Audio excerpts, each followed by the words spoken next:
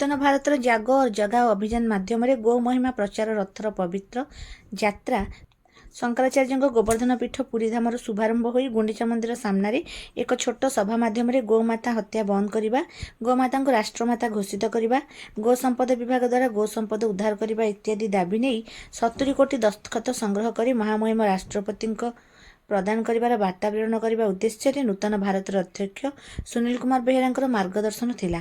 ସଂଗଠନ ସମ୍ପାଦକ ସୌମେନ୍ଦ୍ର କୁମାର ଦାସ ଧନ୍ୟବାଦ ଅର୍ପଣ ପରେ ସଭା ଭଙ୍ଗା କରିଥିଲେ।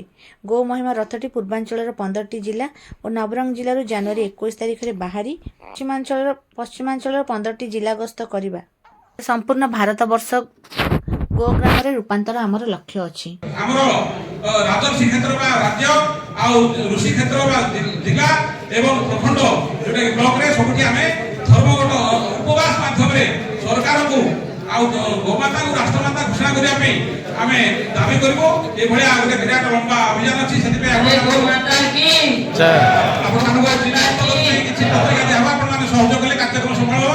ମତେ କହିବାକୁ ସୁଯୋଗ ଦେଇଥିବାରୁ ବହୁତ ଧନ୍ୟବାଦ। ଜୟ ଜଗନ୍ନାଥ, ଜୟ ଗୋମାତା, ଜୟ ଗୋମାତା।